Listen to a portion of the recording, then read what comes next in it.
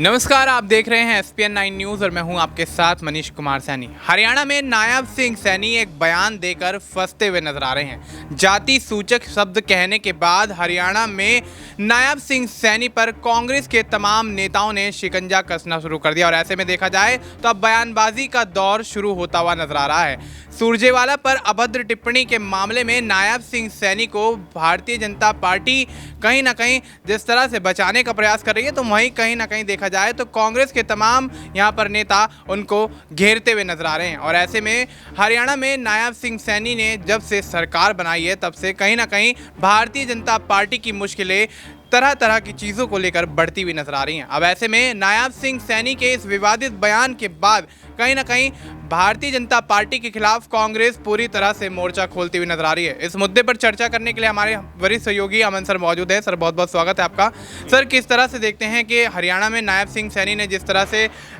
सुरजेवाला को लेकर अभद्र टिप्पणी की है, जाति सूचक शब्दों का इस्तेमाल किया है और यहाँ पर कांग्रेस के तमाम यहाँ पर नेता ये कहते हुए नजर आ रहे हैं कि उनको इस बात के लिए माफ़ी मांगना चाहिए। अपने इस बयान को लेकर कहीं ना कहीं जिस तरह से नायब सिंह सैनी घिरते हुए नजर आ रहे हैं, तो आने वाले समय में कहीं ना कहीं हरियाणा के अंदर कांग्रेस भारतीय जनता पार्टी के खिलाफ पूरी तरह से मोर्चा खोल सकती है और ऐसे में भारतीय जनता पार्टी की मुश्किलें बढ़ सकती है। तो क्या लगता है, क्या इस तरह की अभद्र टिप्पणी करना एक सीएम को यहाँ पर शोभा देता है? देखिए, बिल्कुल मनीष, और सिर्फ ये जो सुरजेवाला के ऊपर टिप्पणी नहीं है बल्कि एक समाज के ऊपर टिप्पणी है। और जाहिर बात है कि खुद बीजेपी सबका साथ सबका विकास की बात करती है, सभी समुदायों को लेकर चलने की बात करती है। कुछ दिन पहले आपको याद होगा कि उत्तर प्रदेश के सीएम योगी आदित्यनाथ ये बात कह रहे थे कि बटोगे तो कटोगे। तो यहाँ पर आप खुद ही उस चीज़ों को बांटने का प्रयास कर रहे हैं, जातिगत शब्दों का इस्तेमाल कर रहे हैं, जातिगत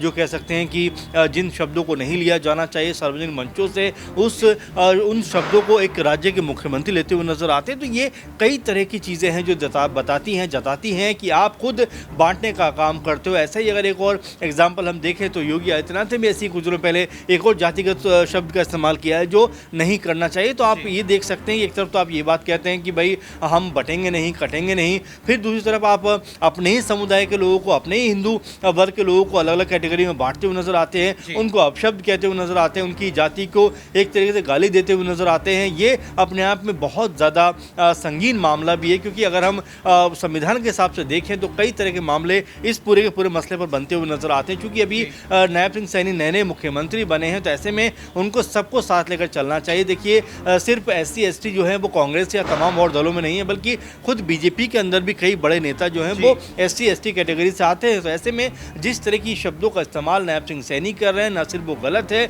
बल्कि ये सोचनीय प्रश्न भी है कि आखिर इस तरह के शब्दों का इस्तेमाल करके वो राज्य को किस तरफ लेकर जाना चाहते हैं। सार्वजनिक मंच से अगर कोई आपकी पॉलिटिकल उनसे कोई रंजिश है भी, पॉलिटिकल कोई उनसे वाद विवाद है भी, तो उसके लिए बहुत सारे शब्द आप उनका इस्तेमाल कर सकते हैं। लेकिन जो जातिगत शब्द है और वो भी इस तरह का शब्द कह रहे हैं जिसको यहाँ पे लिया जाना भी मेरे ख्याल से गलत होगा। तो कुल मिलाकर ये स्थिति है कि बीजेपी एक तरफ तो सबको साथ लेकर चलने की बात करती है, सबका साथ एक साथ लेने की बात करती है, पूरे देश को एक करने की बातें कहीं ना कहीं ये मोदी भी करते हुए नजर आते हैं। लेकिन जब उनके ही दो राज्यों के मुख्यमंत्री, एक तरफ CM योगी, एक तरफ CM नायब सिंह सैनी कह सकते हैं कि इस तरह के शब्दों का इस्तेमाल करते हैं, तो जाहिर बात तकलीफ होती है कि आप एक तरफ देश को एक करने की बात करते हो, आप जातिगत चीज़ें उसको ख़त्म करने की बात करते हो, आप ये कहते हो पहले राष्ट्र फिर कास्ट, लेकिन यहाँ पर आप पहले कास्ट फिर राष्ट्र की बात करते हो। तो ये जो तमाम चीज़ें ये बताती है कि यहाँ पर बीजेपी की कथनी और करनी में अंतर है। जी बिल्कुल। तो अब ऐसे में भारतीय जनता पार्टी की कथनी और करनी में अंतर यहाँ पर साफ नजर आ रहा है। जिस तरह से चुनावी माहौल जब यहाँ पर बनता हुआ नजर आया, हरियाणा के अंदर जब विधानसभा चुनाव का दौर चल रहा था, तो उस दौरान प्रचार प्रसार के चलते कहीं ना कहीं हरियाणा के अंदर नायब सिंह सैनी ही नहीं, मनोहर लाल खट्टर ही नहीं, तमाम भारतीय जनता पार्टी के बड़े नेता यहाँ पर कहीं ना कहीं छोटी जो जाति के लोग हैं उनको साधने के लिए उनके पक्ष में बयानबाजी करते हुए नजर आए, उनके लिए तमाम चीज़ों की, योजनाओं की ऐलान करते हुए नजर आए कि हमारी सरकार आएगी तो हम ये करेंगे, हमारी सरकार आएगी तो वो करेंगे। लेकिन देखा जाए तो सरकार बनने के बाद जिस तरह से जनता को एक तरह से भारतीय जनता पार्टी और नायब सिंह सैनी भूलते हुए नजर आ रहे हैं और एक बार फिर से जाति सूचक शब्दों के चलते पूरी तरह से फंसते हुए नजर आ रहे हैं, उससे कहीं ना कहीं भारतीय जनता पार्टी के लिए तमाम राज्यों में होने वाले विधानसभा चुनाव और विधानसभा के उपचुनाव पर एक असर पड़ता हुआ नजर आ सकता है। और ऐसे में देखा गया जिस तरह से लोकसभा चुनाव के दौरान भारतीय जनता पार्टी ने अयोध्या के नाम पर वोट मांगे, राम मंदिर के नाम पर वोट मांगे। उसी के चलते कहीं ना कहीं भारतीय जनता पार्टी को उत्तर प्रदेश की जनता ने करारी शिकस्त अयोध्या में यहाँ पर देते हुए कहीं ना कहीं समाजवादी पार्टी की जीत यहाँ पर उनको दिलवाई। और ऐसे में जिस तरह से अब हरियाणा के अंदर माहौल बनता हुआ नजर आ रहा है, हरियाणा के अंदर जिस तरह से नायाब सिंह सैनी जाति सूचक शब्दों का इस्तेमाल करते हैं, सूबे के मुख्यमंत्री होने के तौर पर एक प्रतिष्ठित पद पर बैठने के बाद वो इस तरह की टिप्पणी करते हैं, इस तरह की अभद्र भाषा का इस्तेमाल करते हैं, तो कहीं ना कहीं भारतीय जनता पार्टी के लिए एक बहुत बड़ा यहाँ पर एक ये चैलेंज यहाँ पर हो जाता है। जिस तरह से नायाब सिंह सैनी की ये जो बात है वो निकल कर आ रही है सोशल मीडिया पर, इसकी वीडियो भी वायरल होती हुई नजर आ रही है। कांग्रेस के तमाम यहाँ पर नेता भारतीय जनता पार्टी के खिलाफ हरियाणा के अंदर मोर्चा खोलते हुए नजर आ रहे हैं। सर, देखा जाए तो जिस तरह से और राज्यों में यहाँ पर चुनाव है और ऐसे में नायाब सिंह सैनी कहीं ना कहीं जिस तरह से टिप्पणी करते हुए नजर आ रहे हैं और अब कांग्रेस ने यहाँ मोर्चा खोलना शुरू कर दिया है, तो क्या लगता है कि इन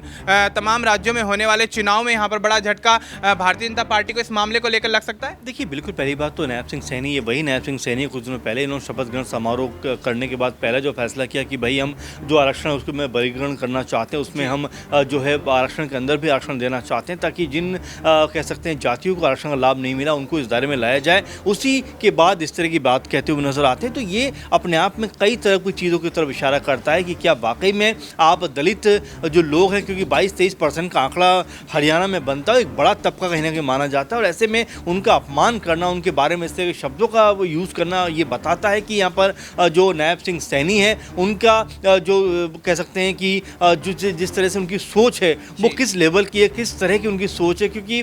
भरे मंच से इस तरह का एग्जाम्पल देना और वहाँ पर जिस तरह के आप वीडियो का जिक्र कर रहे हैं, अगर आप दिखा पाएँ वीडियो तो वो ज़रूर दिखाएं, क्योंकि देखिए उस वीडियो में किस तरह से नायब सिंह सैनी इसको कह सकते हैं इस बयान को कहने के बाद हंसते हुए नजर आते हैं। तो ये जो तमाम चीज़ें बताती हैं कि भाई नायब सिंह सैनी मुख्यमंत्री तो ज़रूर हैं, लेकिन मुख्यमंत्री का गुण अभी उनके अंदर आना बाकी है। आप देखिए, शॉर्ट टर्म के लिए 5-6 महीने के लिए मुख्यमंत्री बनते हैं, इसके बाद अब मुख्यमंत्री बनते हैं, तो मुख्यमंत्री का जो एक कह सकते हैं कायदा होता है, नियम होता है, एक जो कह सकते हैं बहुत ही विनम्र होते हैं, बहुत ही सही शब्दों का इस्तेमाल करते हैं, उनसे परे उनकी भाषा शैली दिखाई पड़ती है। और नायब सिंह सैनी चूँकि उनके बारे में उनकी पार्टी के लोग भी खुश नहीं। आप देखिए, जब बीजेपी हरियाणा के अंदर चुनाव जीती है उसके 10-12 दिन ऐसे होते हैं कि सीएम का फेस तय ही नहीं कर पाते, तो ऐसे में आप समझ सकते हैं यहाँ पर जिस तरह सुरजेवाला ने भी कहा है कि